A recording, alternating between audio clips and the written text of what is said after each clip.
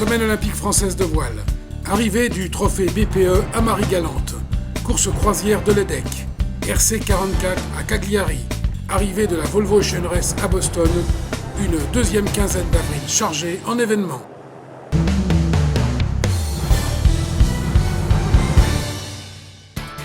La 41e édition de la Semaine olympique française s'est déroulée du 18 au 24 avril 2009. Organisée par la Fédération française de voile, elle a accueilli cette année encore près de 1000 concurrents représentant plus de 60 nationalités. Rendez-vous annuel de l'Olympisme international, elle est une des étapes de l'ISAF Sailing World Cup et rassemble le monde de la voile légère et de la glisse. Laser standard et radial, 470, Fin, 49er, Star, 2.4, RSX. Au terme de 5 jours de régate agrémentée d'une météo assez instable, la dernière journée a été propice au retour d'une belle brise de plus de 20 nœuds pour les médailleresses. Bonne présence française, avec 5 finales emportées pour Manu Diel et Stéphane Christidis en 49er, Xavier Roard et Pierre-Alexis Ponceau en Star,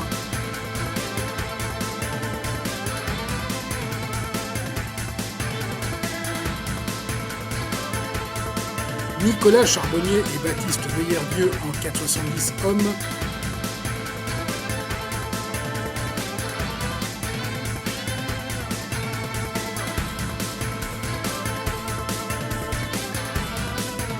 Ingrid Petitjean et Nadège Gourou en 470 femmes,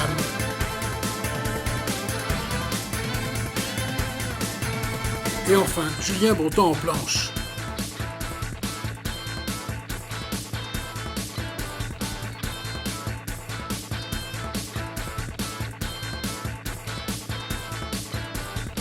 Damien Séguin, en prenant la deuxième place en 2.4, s'assure la victoire du classement de la SOF.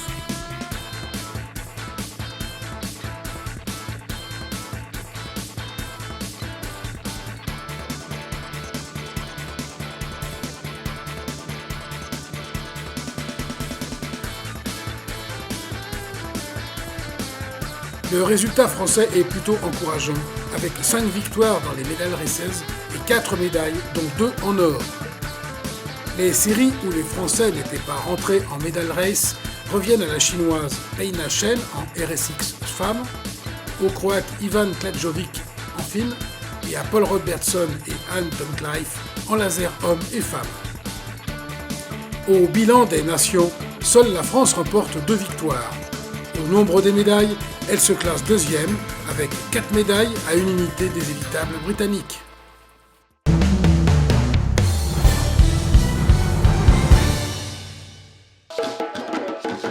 Trophée BPE entre Belle-Île-en-Mer et Marie-Galante. Encore une transat qui se finit dans un mouchoir de poche. Moins de 5 minutes d'écart entre le premier, Gilda Morvan, sur Cercle Vert, et Erwan Tabarly sur Athéna. Décidément, l'Atlantique s'est encore rétréci.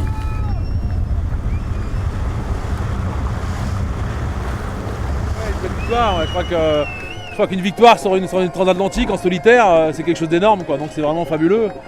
Je crois que j'ai fait une deuxième place à la Route du Rhum, une victoire ici, plus en double j'avais déjà gagné aussi le BPE. Fait deuxième aussi, donc ouais, une victoire c'est super, une victoire en solitaire sur Atlantique c'est magnifique. On a eu des grains aussi, on s'est recroisés ce matin avec Gilda, c'était serré, on a passé la journée à savoir qui était un peu l'un devant l'autre et puis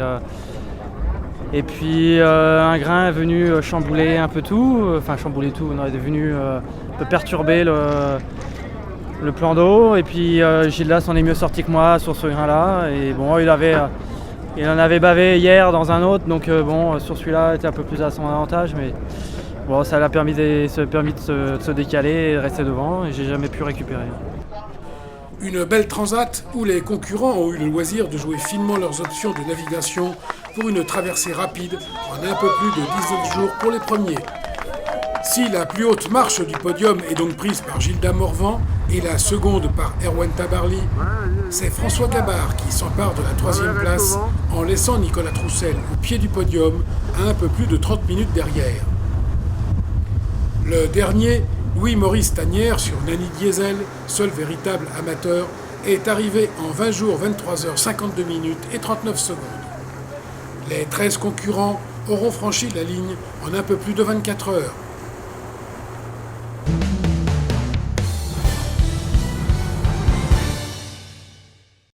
Fin de la 41e édition de la course croisière EDEC à La Rochelle pour les 165 équipages en compétition. Au terme de la finale, c'est donc l'équipage de KPMG HEC, skippé par Christian Pontieux, qui remporte cette édition devant KPMG ESSEC et Groupe Atlantique Audencia. Alors déjà le fait d'arriver jusqu'en finale, c'était un super truc. Là c'était la cerise sur le gâteau aujourd'hui, et puis on a continué à super bien naviguer, donc voilà, on a gagné cette finale, c'est vraiment super pour nous. La course croisière de l'EDEC a pris une dimension supplémentaire cette année. Souhaitons que l'augmentation des moyens mis à sa disposition n'efface pas ce qui a forgé son succès. Une épreuve étudiante, conviviale d'amateurs et non un rassemblement commercial de professionnels.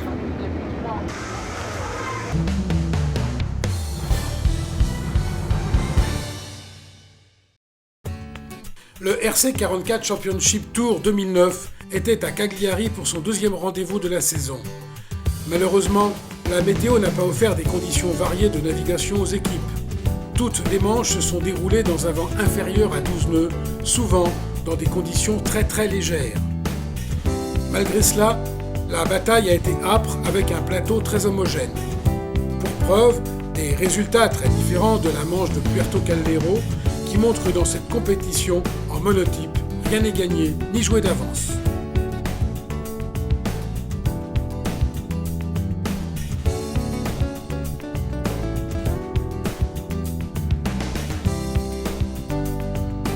Vainqueur de l'épreuve en flotte, le BMW Oracle Racing de Larry Ellison remporte aussi la Cagliari RC44 Cup devant Team Aqua de Chris Beck et Seref d'Igor Ley.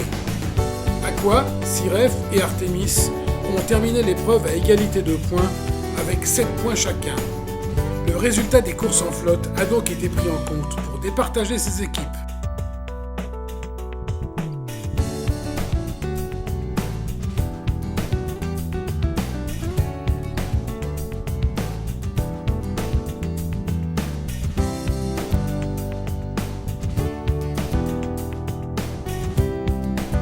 Il reste que cette épreuve devient chaque année un enjeu majeur pour les teams et les équipes qui se retrouvent régulièrement sur d'autres supports dans des compétitions internationales.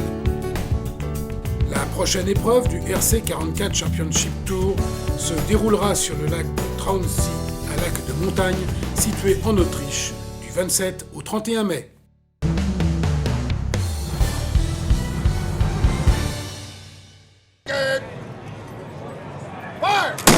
Fin de l'étape Rio-Boston pour la Volvo Ocean Race. C'est le team Ericsson qui fait un hold-up sur cette étape, avec Ericsson 3 qui empoche la première place devant Ericsson 4.